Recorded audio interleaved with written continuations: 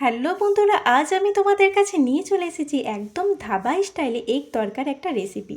তো ধাবা স্টাইলে এগ তড়কার জন্য এখানে আমার লাগছে তড়কার ডাল। তড়কার ডালটা মোটামুটি আমি 5 থেকে 6 ঘন্টা মতো ভিজিয়ে রেখেছিলাম। এরপর তড়কার ডালটা আমি কুকারে সেদ্ধ করে নেব। তার জন্য দিয়ে দিলাম জল আর দিয়ে দিলাম তড়কার ডাল, পরিমাণ মতো লবণ আর পরিমাণ মতো হলুদ দিয়ে আমি তড়কার ডালটাকে ভালোভাবে সেদ্ধ করে নেব। তড়কার ডালটা এদিকে সেদ্ধ হতে থাক, ওদিকে আমি তড়কার ডালের জন্য যে মশলাগুলো লাগবে সেই মশলাগুলো কেটে নেব। তো এখানে আমার তড়কার ডালের জন্য লাগছে আদা, রসুন, পেঁয়াজ, লঙ্কা, টমেটো। তোমরা বাইরে গেলে ধাবাতে প্রায়ই খেয়ে থাকো, তখন তড়কা খেলে দেখবে এরকমভাবেই তড়কাটা স্বাদ হয়। একবার ওরকম স্টাইলে বাড়িতে বানিয়ে দেখো, কথা দিচ্ছি এর স্বাদ মুখে লেগে থাকবে। তো দেখো, প্রথমে আমি পেঁয়াজ কেটে নিলাম, তারপর টমেটো কেটে নেব। এক এক করে সমস্ত কিছু আমি কেটে নেব। টমেটো কাটা হয়ে গেলে আমি রসুন ছাড়িয়ে নেব। রসুন ছাড়ানো হলে আমি লঙ্কাটাও কেটে নেব। তাই আদা, রসুন, লঙ্কা, পেঁয়াজ সমস্ত কিছু আমি ভালোভাবে কেটে নিলাম। ভালোভাবে কাটা হয়ে গেলে আমি চপার বলে এগুলোকে চপ করে নেব।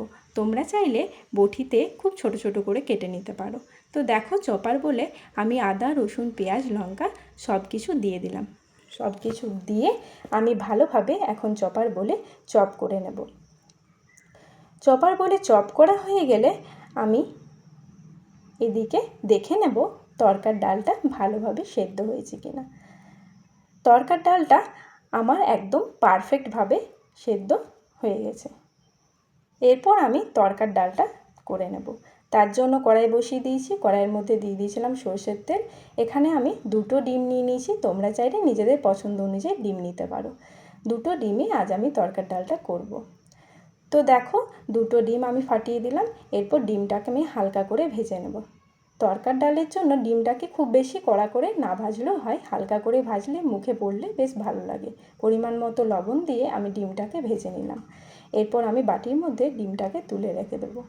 সব ডিম আমার ভাজা হয়ে গেল।